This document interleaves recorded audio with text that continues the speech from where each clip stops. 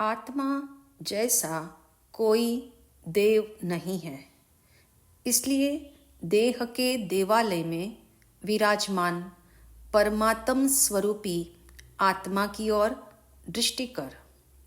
आज दृष्टि हमारी व्यक्तिनिष्ठ बनी हुई है, संघनिष्ठ भी बनी हुई है, शास्त्रनिष्ठ भी बनी हुई है, क्योंकि व्यक्ति विशेष को महत्व देते हैं, हम उनके प्रति अपनत्व रखते हैं, संघ के प्रति समर्पण भाव रखते हैं, शास्त्र के प्रति, जिन वाणी के प्रति श्रद्धा का भाव रखते हैं।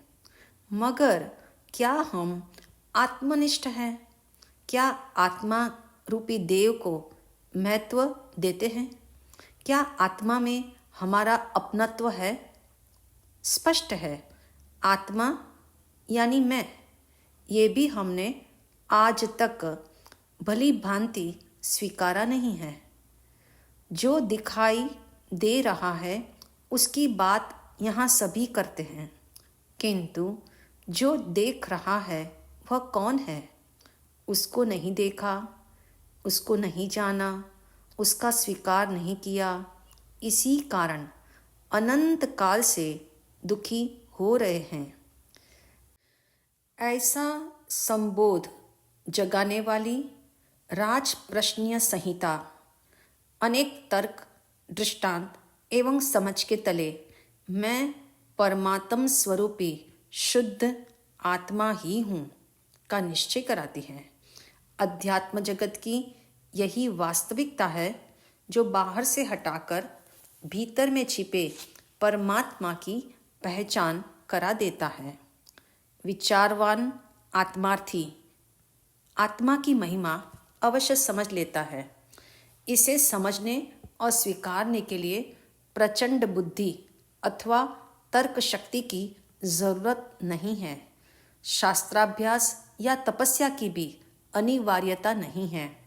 तनिक आत्म जागृति का अभ्यास सध जाए तो आत्मदर्शन भी सहज संभव है। इस बात को सदा याद रखना। आत्म जागरण की प्रक्रिया जीव स्वयं करता है, इसलिए शास्त्र, पुस्तकें, सत्संग, सद्गुरु निमित्त मात्र है। जैसे एक व्यक्ति निद्रा में हो और कोई उसकी आंखों पर ठंडा पानी छिड़के, स्पष्ट है वह जाग जाएगा, अर्थात अपनी आंखें खोलेगा। यहाँ समझना यह है, जागरण ठंडा पानी छिड़कने के कारण नहीं हुआ, बल्कि उसकी क्षमता के कारण हुआ है। उसकी जो क्षमता सोई हुई थी, विस्मृत थी, उसके प्रति वह सजग हुआ। यह सच है। आत्मदेव का स्मरण करने वाले को आत्मा प्राप्त होता ही है। यहाँ आत्म प्राप्ति का यह मतलब नहीं कि आत्मा उसे कहीं से मिल जाता है, बल्कि उसे यह भान होता है, मैं स्वयं ही शुद्ध आत्मा हूँ। जैसे मिट्टी के बिना घड़ा नहीं बनता, बिना बीज के धान्य नहीं उगता, ऐसे ही मैं शुद्ध आत्मा हूँ। इसको जाने बिना, इसका अनुभव किए बिना मोक्ष नहीं मिलता।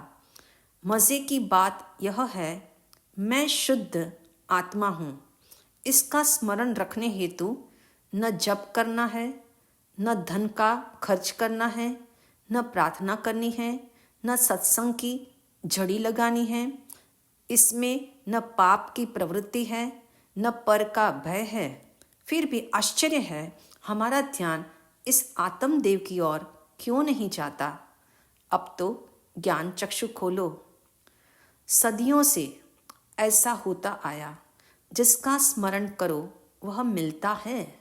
जड़ के स्मरण से जड़ पदार्थ प्राप्त होते हैं। पथिक जिस मार्ग से जाता है उसे वही शहर मिलता है। ऐसे ही आत्म पथ का पथिक सिद्धालय तक पहुंच जाता है। कैसा महान आश्चर्य है कि आज तक सब कुछ जाना, किंतु अपने को नहीं जाना। जिसके द्वारा सब कुछ जाना वही एक अनजाना रह गया, क्योंकि हमने कभी अपनी ओर आना नहीं सीखा। चार गति में अनेक बार देवता एवं विद्याधरों के स्वामित्व का पद भी पाया, तथापि अपने परम पद को अर्थात स्वरूप को नहीं पहचाना। अनेक शास्त्र पढ़े सुने, मगर भ्रांतियों के कारण आत्मदेव का शुद्ध स्वरूप न बुद्धिपूर्वक कभी निर्णय किया और ना ही कभी निश्चय कर पाए। एक बार मिस्टर हीराचंद के हाथ में कोहिनूर हीरा आया। उन्होंने फौरन उसे बहुमूल्य कपड़े में लपेटा, रेशमी धागा बांधा, चांदी की डिबिया में उसे रख दिया। पश्चात उस डिबिया को एक छोटी पेटी में रखा एवं उस छोटी पेटी को बड़े संदूक में रखा।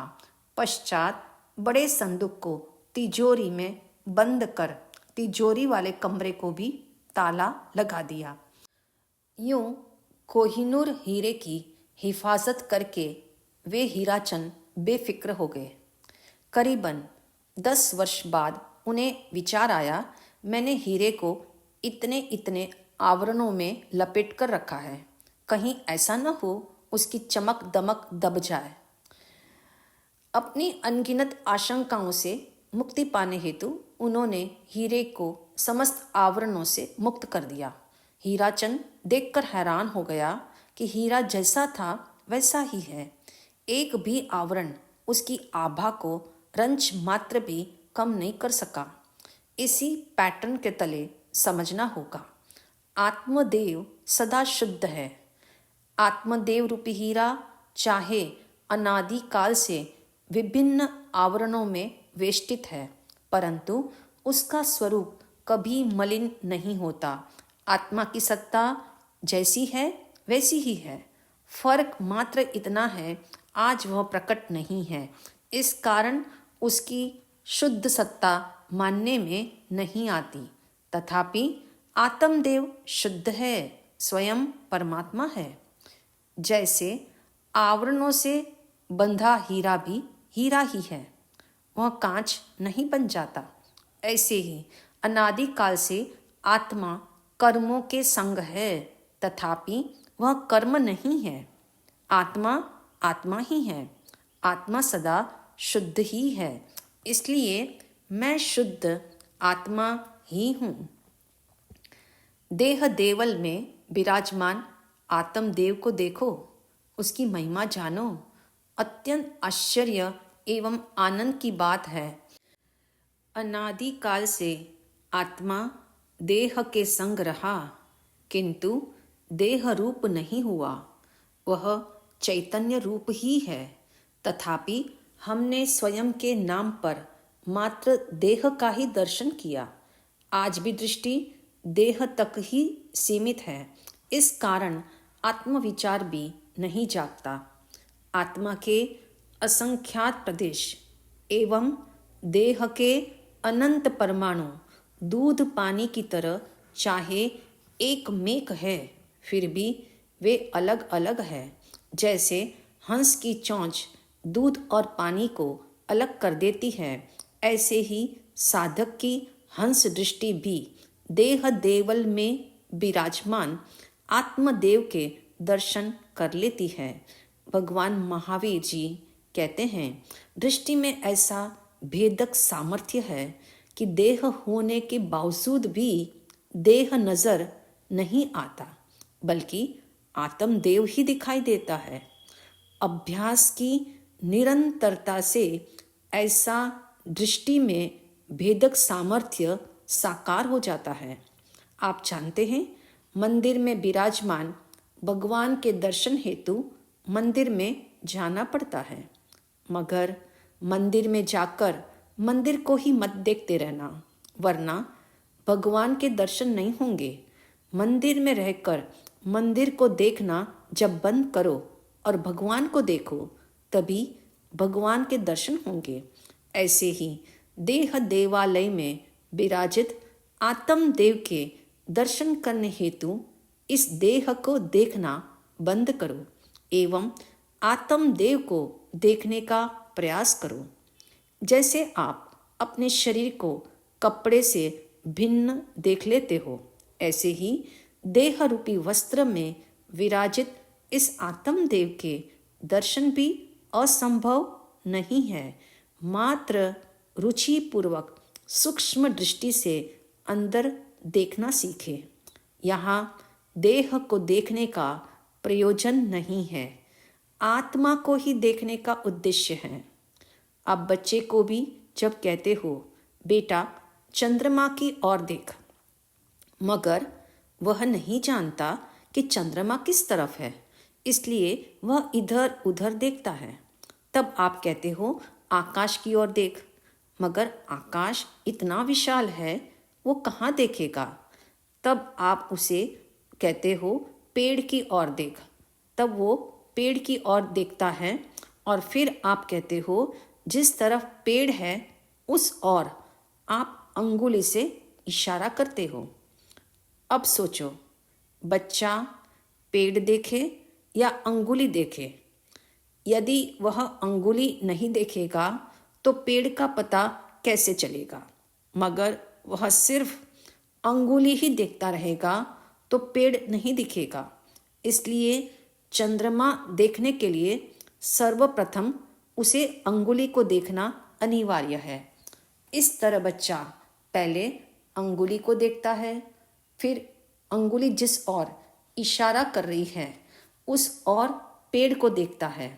फिर वह बालक पेड़ को ही देखता नहीं रहता, बल्कि पेड़ की आड़ में छुपे चंद्रमा की तरफ दृष्टि करता है।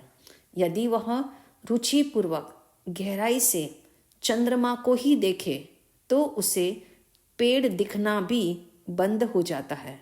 फिर सिर्फ और सिर्फ उसे चंद्रमा ही दिखता है। कैसी अजीब बात है, पेड़ को देखो फिर भी पेड़ न दिखे, उसके पीछे विद्यमान चंद्रमा ही दिखे। ठीक इसी तर्ज पर देह रूपी पेड़ न दिखे, मात्र आत्म चंद्र के ही दर्शन हो। जैसे बालक चारों ओर से नजर हटाकर अंगुली की तरफ देखता है, तब उसे चंद्रमा की दिशा पकड़ में आ जाती है। ऐसे ही पर से नजर हटाकर बारंबार आत्मस्वरूप का चिंतन करे, तभी आत्मा की दिशा का बोध होता है। इस तरह बारंबार आत्मचिंतन की अंगुली का आधार लेकर उसके द्वारा इंगित आत्मरूपी चंद्र पर लक्ष्य किया जाए तो एक दिन आत्मदेव के दर्शन होते हैं। आत्मा का अनुभव करने की यही विधि है। इसी विधि से अनंत जीवों ने आज तक आत्म साक्षात्कार किया तथा अपने अंतिम लक्ष्य मोक्ष को पाया। अनंत काल से आज तक हमने निःशुद्ध आत्मा को न जाना न पहचाना, तो क्या वह अशुद्ध हो गया? यदि कोई हीरे की कीमत को न जाने तो क्या वह कम कीमत का हो जाएगा? हीरे की कीमत जो है वही रहती है। रहस्य यह है, हीरे की कीमत न जानने वाले को उसका कोई लाभ नहीं होता, मगर जानने वाले को लाभ अवश्य होता है। आज हमारी हालत उस दर्जी जैसी है जिसके कारण ये कहावत चली, दर्जी को हीरा मिला सुई पोवना नाम। कहते हैं एक बार किसी दर्जी को हीरा मिल गया। उसे हीरे के बारे में जानकारी नहीं थी, वह मात्र इतना जानता था, इसकी चमक में रात को भी सुई में धागा पिरोया जा सकता है। इस कारण उसने हीरे का नाम सुई पोवना रख दिया। सुई में धागा पिरोने के काम में आने वाला पत्थर। इस तरह यथार्थ पहचान के अभाव में वह हीरा हीरा ही रहा, परंतु हीरा जिसके पास था वह गरीबी का दुख भोगता रहा। इतना ही नहीं, वो दर्जी उसे तुच्छ काम में उसकी सहायता लेकर संतुष्ट होता रहा। ऐसी ही हालत आज हमारी है। शुद्ध आत्मा के दर्शन मात्र से संपूर्ण दुखों का आत्यंतिक नाश हो सकता है, उसे हमने संसार के कार्यों में लगा रखा है। तथापि आत्मा वैसा ही शुद्ध है, उसे कोई क्षति नहीं पहुंचती, किंतु उसे नहीं समझने वाली जो वर्तमान अवस्था यानी पर्याय, उस पर्याय को हानि अवश्य पहुंचती है। अतः वह अनंत दुख भोगती है। अनंत काल से हमने मिथ्यात्व को पकड़ कर रखा, इसलिए अनंत दुख भोग रहे हैं। अब इस बात को अच्छी तरह से समझ लो। मिथ्यात्व अनादि का नहीं है, क्योंकि वह प्रति समय बदलता ही रहता है। इसलिए वर्तमान मिथ्यात्व की सत्ता मात्र एक समय की है। रहस्य यह है, प्रत्येक समय नया नया मिथ्यात्व उत्पन्न करने से आज तक हम मिथ्यात्व की अवस्था में ही हैं। इसलिए स्मरण रहे, सवाल मात्र एक समय के मिथ्यात्व का है और साधना सिर्फ एक समय के मिथ्यात्व के नाश तक ही सीमित है। मिथ्यात्व का नाश करने हेतु आवश्यकता मात्र इतनी है कि अब इसके बाद के समय में हम नया मिथ्यात्व उत्पन्न न होने दें। इसके लिए आत्मदेव के यथार्थ स्वरूप को जानने पहचानने की मेहनत करनी है। स्मरण रहे, जो कुछ करना है वो बाहर नहीं अंदर ही करना है, स्वयं में ही करना है, पर में नहीं करना है, अपने में ही एकत्व स्थापित करना है। आत्मा के परमात्म स्वरूप में अपनापन करना ही मिथ्यात्व नाश का एकमात्र उपाय है। इसलिए निराश मत होना, क्योंकि अनादिकालीन मिथ्यात्व से हमें नहीं लड़ना, मात्र वर्तमान के एक समय के मिथ्यात्व को ही तोड़ना है। इसलिए अनादिकालीन मिथ्यात्व से डरना छोड़ दो। एक समय के मिथ्यात्व से मुझे मुक्त होना है, ऐसा सोचोगे, ऐसा भावना भावोगे तो आसान हो जाएगा। इस तथ्य को एक दृष्टांत से समझते हैं। मान लो आप पुणे में रहते हैं और आपको सूरत में गेहूं पहुंचाने हैं। हालांकि महाराष्ट्र से गुजरात में गेहूं ले जाने पर पाबंदी है और आप ले जाना चाहते हैं। आप चिंतित हो गए कि कहाँ सूरत एवं कहाँ पुणे। सैकड़ों किलोमीटर की दूरी तय करने में पुलिस की नज़रों से कैसे बचेंगे? अब इस समस्या पर गौर करो। क्या सचमुच में समस्या सैकड़ों किलोमीटर की है? क्या महाराष्ट्र के गेहूं को महाराष्ट्र में कहीं पर ले जाने में पाबंदी है? क्या गुजरात के गेहूं को गुजरात में कहीं पर ले जाने में पाबंदी है? नहीं। जहां दोनों राज्य की सीमा रेखा है वहां तकलीफ है। अब सोचो, सीमा रेखा कितनी बड़ी है। देखा जाए तो रेखा उसे कहते हैं जिसकी लंबाई होती है किंतु चौड़ाई नहीं होती। इसलिए समस्या सैकड़ों किलोमीटर पार करने की नहीं, मात्र सीमा रेखा पार करने की है। मगर आप इस बात को किलोमीटर में फैलाकर चिंतित हो गए। ठीक इसी तरह की सोच के कारण हम भी अनादिकालीन मिथ्यात्व से चिंतित है। अब निश्चय कर लो, मिथ्यात्व एक समय का ही है एवं एक समय में ही टूट सकता है। मैं शुद्ध आत्मा ही हूँ, इसके अलावा मैं कुछ भी नहीं हूँ। ऐसा आत्मचिंतन निरंतर करो। याद रहे, मिथ्यात्व का टूटना मुश्किल है, ये मान्यता ही मिथ्यात्व को जीवित रखती है। मैं शुद्ध आत्मा हूँ, मैं स्वयं परमात्मा हूँ, ऐसा दृढ़ निश्चय कर लो तो मिथ्यात्व एक समय में समाप्त हो सकता है। वर्तमान जन्म का दुर्लभ अवसर प्राप्त करके भी इस आत्म देवता का हित नहीं किया तो कब करोगे? इसलिए प्रत्येक पल का उपयोग आत्मार्थ के लिए करो।